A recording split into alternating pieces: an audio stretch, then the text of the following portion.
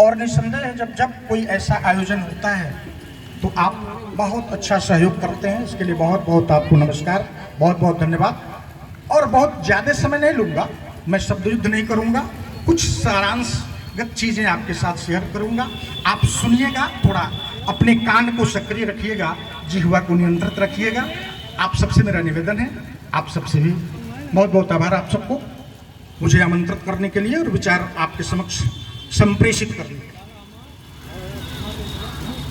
अभी माननीय कुछ विचार जो होते हैं ना त्वरित बन जाया करते हैं, कुछ विचार तो तथ्यगत चीजें आदमी रट के आ गया, कुछ बोल दिया, कुछ दिमाग में चल रहा है आ गया, लेकिन त्वरित कुछ विचार जो उपजते हैं। अभी अभी धन की बात आप कर रहे थे ना,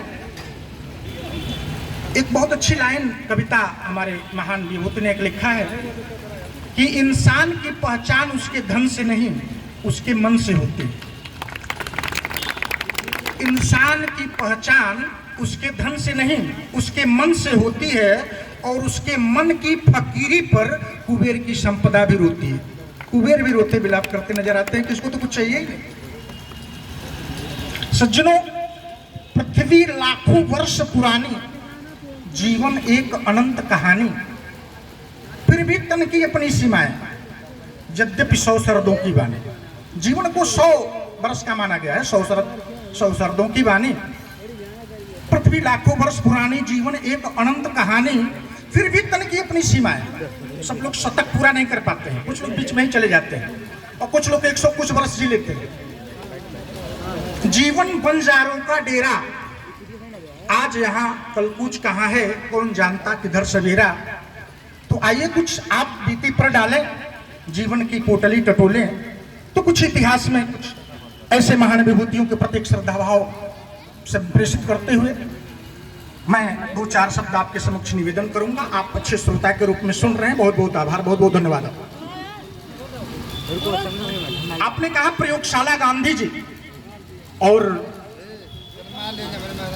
लाल बहादुर शास्त्री जी, निस्संदेह प्रयोगशाला में समाज की चीजें अनुसंधानित करके आती हैं, इन्वेंटेड होती हैं। अगर गांधी हिंसा का रास्ता अपनाते, युद्ध का रास्ता अपनाते, तो लड़ने के लिए 1857 की लड़ाई जो थी वो कुचल दी गई। ब्रिटिश साम्राज्य ने 1857 के स्वतंत्रता संग्राम को ताकत के बल पर कुचल दिया। और गांधी जब भारत में 1915 में साउथ अफ्रीका से आते हैं, तो गांधी को उनके राजनीतिक गुरु गोपाल कृष्ण गोखले कहते हैं, गांधी पूरे वतन में भ्रमण करिए। तो गांधी लाहौर से लेकर के पूरे कामाख्या आश्रम तक पूरा बांग्लादेश जो भारत का अखंड हिस्सा हुआ करता था, और वो भ्रमण करते हैं, भारत के नब्ज को पढ़ते हैं, जानते हैं, एक एक समस्याओं पर मंथन करते हैं, और आम जन की जीवन पद्धति, सनातन परंपरा की उपासना पद्धति को गांधी आत्मसात करते हैं। गांधी जब आए तो सूट बूट में आए थे, बैरिस्टर थे, टॉप क्लास के वकालत करने की उनकी दक्षता थी। साउथ अफ्रीका में उन्होंने 20 वर्षों तक बिताया।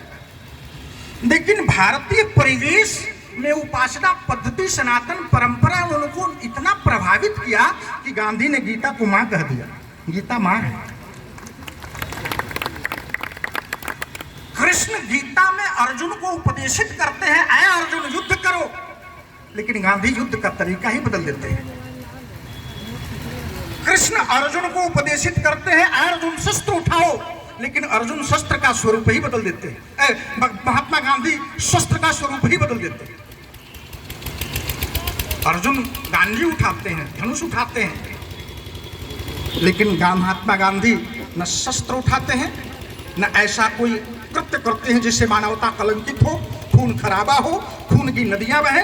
गांधी वो रास्ता अपनाते हैं जिससे शांतिपूर्वक विरोधी का, कुचलने वाले का, हत्यारे का, अत्याचार करने वाला का हृदय भी बदल जाए, और हमारी साधना भी, हमारा साथ भी मिल जाए। एक बहुत अच्छी लाइन माननीय श्रीवास्तव जी गांधी जी के संदर्भ में, कि साधक का साथ ये पवित्र होता है, साधक की साधना, साधन जब पवित्र होगा तभी साध्य ठीक होगा। साधन, साधना और साध्य, साध्य प्राप्त करने के लिए साधन कैसा होना चाहिए? पवित्र होना चाहिए। मान लीजिए, दृष्टांत के रूप में ही ले लीजिए, अभी अभी देखिए तमाम भ्रष्टाचार होते हैं ना, चयन होता है ना, मेहनत तो नहीं करते हैं और दौलत देकर के तमाम तरीके से अर्जित कर लेते हैं, अनैतिक करते हैं। तो दैट इज नॉट पवित्र साधना, पवित्र साध्य नहीं। तो साधन भी पवित्र होना चाहिए। अगर स्वतंत्रता प्राप्त करने के लिए गांधी ने कोई साधन अपनाया तो पवित्र साधन अपनाया और पवित्र नहीं अपनाया। और पवित्र साधनों में क्या था? अहिंसा, असहयोग आंदोलन, सविनय अवज्ञा आंदोलन, क्विट इंडिया मूवमेंट। गांधी ने किसी भी हिंदुस्तान के व्यक्तित्व को ये नहीं कहा कि तुम शस्त्र उठाओ और घूम डालो। और विषय है, युगों युगों तक गांधी का विचार प्रासंगिक रहेगा। जो वर्तमान में प्रासंगिक होता है वही भविष्य में भी ठहरता है, और वही अतीत के लिए आईना बनता है। उसी से देखकर हम आज महात्मा गांधी पर विचार और मंथन हम कर रहे हैं, तो कहीं ना कहीं एक तस्वीर, एक मिरर, एक रिफ्लेक्शन हो रहा है, एक प्रतिबिंबन हो रहा है गांधी के विचार से। विश्व में जहां भी युद्ध हुआ है, रक्तपात हुआ है, मानवता कलंकित हुई है, लोग मरे हैं, लेकिन गांधी ने विश्व को, आज विश्व अहिंसा दिवस भी मनाया जा रहा है। अहिंसा परमो धर्म। हमारे प्राचीन काल में जब अशोक को लगा, कलिंग वार में जब हिल गया अशोक और लाशों की लंबी कतारें देखा, लाशें पड़ी थी, युद्ध में लोग मरे थे, अशोक का दिमाग बदल गया, उसके विचार बदल गए। अशोक ने बुद्ध धर्म अपनाया और अशोक ने दुनिया में संघमित्रा और अपने पुत्र महेंद्र को भेज करके बुद्ध धर्म का प्रचार। बुद्ध से युद्ध नहीं होता है, बुद्ध से अच्छे विचारों का संप्रेषण होता है। सज्जनों, किसी भी चीज को अर्जित करने के लिए यदि गांधीगिरी अपना ली जाए तो आतताई से आतताई, कठोर से कठोर, निर्मम से निर्मम, हत्यारे से हत्यारे, अधिकारी के विचार, उसकी भावनाएं बदल जाया करती हैं। आप अपना कर तो देखिए। हाँ, कहना आसान है लेकिन व्यवहार में अप्लाई करना बड़ा कठिन है। किसी चीज को सुन लेना, उपदेश ग्रहण कर लेना, सुनना बड़ा अच्छा, गूंजना बड़ा कठिन चीज है। गांधी ने सत्य का कहा, माय एक्सपेरिमेंट्स विद ट्रुथ में गांधी ने कह दिया ट्रुथ इज गॉड। सत्संग, सत्संग, सत्य ही भगवान है। उन्होंने कहा सत्य ही भगवान है। अब सत्य का रूप विधि शास्त्र में तो सत्य ये भी कहता है कि किसी अत्याचारी से, किसी पीड़ित व्यक्ति को बचाने के लिए आपको झूठ भी बोलना तो वो सत्य है, वो सच है, विधि शास्त्र कहता है। तो गांधी के दर्शन, सामाजिक विचार, राजनीतिक विचार, आर्थिक विचार, वैश्विक विचार, शैक्षणिक विचार, जो भी गांधी के विचार है, हर बिंदु को उन्होंने टच किया है समाज को, और समाज उसका लाभ पाया है। हरिजन स्वराज, यंग इंडिया का संपादन किया, हरिजन जैसी पत्रिका निकाला, समाज के दबे कुचले लोगों के जीवन में उद्धार लाने के लिए, सामाजिक उत्थान करने के लिए। समाज में क्या था? कुछ लोग अपनी मानसिक विकृति के नाते, अपने ज्ञान दंभ के नाते समाज में इतना विभेद और विषमता पैदा कर दिए कि समाज में बिखराव हो गया, ऊंच नीच की भावना आ गई, छुआछूत की भावना पैदा हो गई। उन चीजों को दूर करने का काम गांधी ने अपने सामाजिक विचार में किया।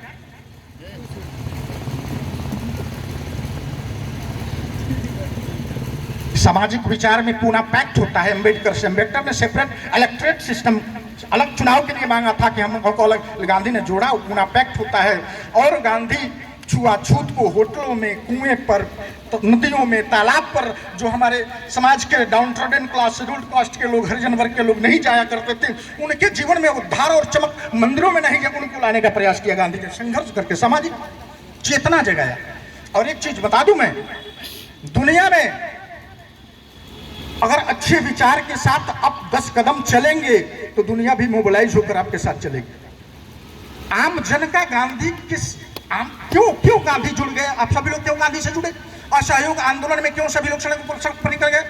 सभी ने अयोग्य नमक आंदोलन, 78 लोग गांधी जी के साथ गए थे दांडी मार्च में। 78 पीपुल, हम लोग जीएस में पढ़ा करते थे, जनरल स्टडीज में।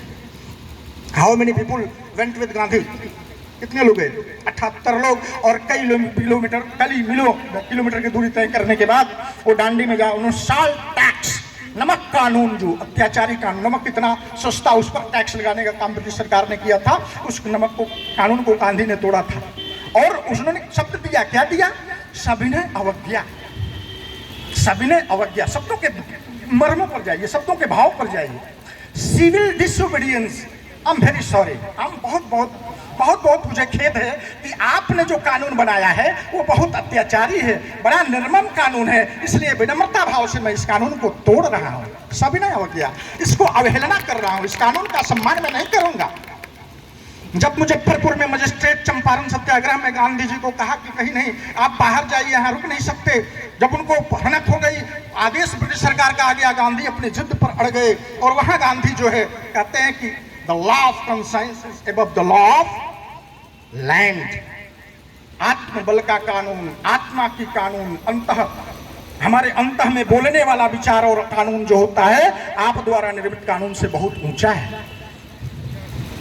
तो हमारे कभी कभी कानून गलत नहीं बन जाया करते हैं, कभी कभी आदेश अधिकारी अपने हनक में, अपने गुमान में, अपने अहंकार में निकालते हैं तो गलत नहीं हुआ करते हैं। उन कानून के खिलाफ आप सभी अवज्ञा करते हैं और उसका लाभ मिलता है।